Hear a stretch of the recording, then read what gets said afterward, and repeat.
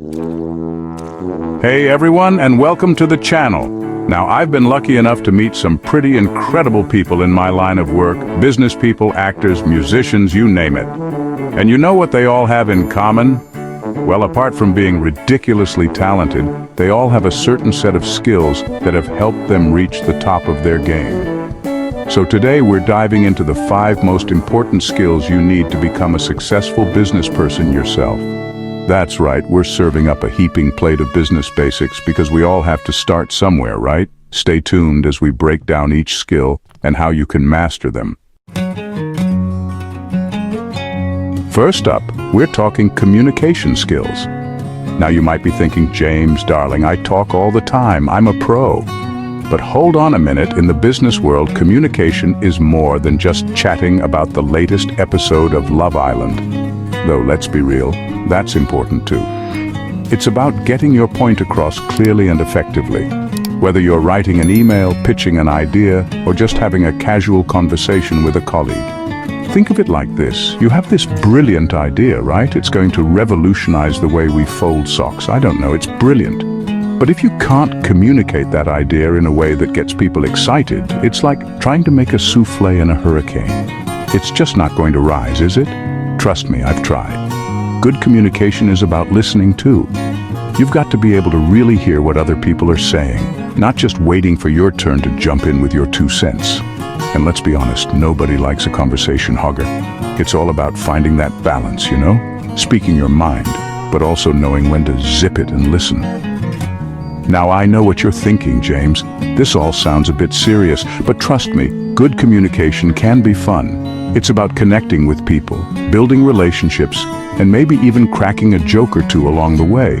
Because let's face it, nobody wants to be stuck in a boardroom with someone who takes themselves too seriously. We've all been there. All right, next up, we're talking leadership. Now, when you hear the word leader, you might picture someone in a power suit, barking orders and carrying a riding crop. But fear not, my friends, because true leadership is about so much more than just bossing people around. It's about inspiring others, motivating them to be their best selves, and creating a positive and productive work environment. Think of it like being the conductor of an orchestra. You've got all these talented musicians, each playing their own instrument, and it's your job to bring them all together to create something truly beautiful. Or, you know, at least something that doesn't sound like a cat stuck in a tuba. A good leader is someone who listens to their team, values their input, and isn't afraid to delegate tasks. They know that they can't do everything themselves, and that they need to empower others to step up and shine. And most importantly, a good leader leads by example. They're not afraid to roll up their sleeves and get their hands dirty right alongside their team. Now, being a leader isn't always easy. You're going to face challenges, you're going to make tough decisions, and you're going to have some difficult conversations. But trust me, when you see your team succeed, when you see them grow and achieve their goals, there's no better feeling in the world. Well, maybe apart from that feeling you get when you finally finish a jar of Nutella and you get to lick the spoon, that's a pretty great feeling too. Chapter 3. Financial literacy. Show me the money. Now let's talk about something that might make some of you want to run for the hills. Financial literacy. But don't worry, I promise it's not as scary as it sounds. Think of it like learning a new language. It might seem a bit daunting at first, but once you get the hang of it, it's actually quite empowering. Financial literacy is all about understanding how money works. It's about knowing how to budget, how to save, how to invest, and how to manage your debt.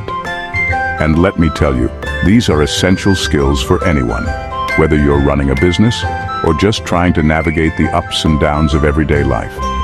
Now, I'm not going to pretend to be a financial expert, because frankly, I'm still trying to figure out why my bank account seems to shrink faster than a chocolate bar in a heat wave.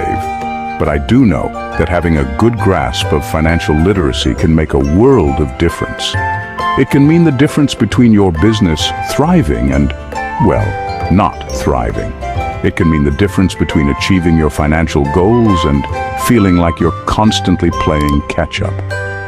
So how do you become financially literate? Well, There are tons of resources available these days. You can read books, listen to podcasts, take online courses, or even just talk to a financial advisor. The important thing is to start learning and to keep learning. Because the more you know about money, the more empowered you'll be to make informed decisions about your business and your life. Chapter 4. Strategic Thinking Planning for World Domination. All right, let's talk about strategic thinking. Now don't worry, I'm not talking about plotting to take over the world, though that's not a bad idea for a rainy Tuesday. Strategic thinking is all about having a plan. It's about setting goals, identifying your resources, and figuring out the best way to achieve those goals with what you've got. Think of it like planning a road trip. You wouldn't just hop in the car and start driving without knowing where you're going, would you? Well, some of us might, but I wouldn't recommend it. You need to know your destination, you need to map out your route, and you need to pack snacks. Lots and lots of snacks. In the business world, strategic thinking is about understanding your market, identifying your competitors, and figuring out how to make your business stand out from the crowd. It's about being able to anticipate challenges and opportunities, and being flexible enough to adjust your course when necessary. Because let's face it, in the business world, just like in life, things don't always go according to plan. But that's okay. The important thing is to have a plan to begin with, and to be able to adapt that plan as needed. So, channel your inner chess master, put on your thinking cap, and start strategizing. Chapter 5. Adaptability, roll with the punches. Last but not least, we're talking about adaptability. In today's fast-paced, ever-changing world, adaptability is more important than ever. It's about being able to roll with the punches, to embrace change, and to come out stronger on the other side. Think of it like being a chameleon, able to blend in and thrive in any environment. Or, maybe not a chameleon because those things are a bit creepy, but you get the idea. The business world is constantly evolving. New trends emerge, technologies advance, and what worked yesterday might not work tomorrow. Being adaptable means being willing to learn new skills, to embrace new technologies, and to change your approach when necessary. It's about being open to new ideas, even if they challenge your existing beliefs. Now, I know what you're thinking, James. This all sounds exhausting, and you know what? It can be. But it can also be incredibly rewarding. Because when you're adaptable, you're essentially future-proofing yourself and your business. You're setting yourself up for success no matter what challenges or opportunities come your way. So, be a sponge, soak up new knowledge, and don't be afraid to step outside of your comfort zone. And there you have it, my friends. The 5 essential skills for business success. Thanks for watching. If you found this video helpful, don't forget to like, share, and subscribe for more business tips and insights. And be sure to let us know in the comments which skill you think is the most important for business success. Until next time, cheers!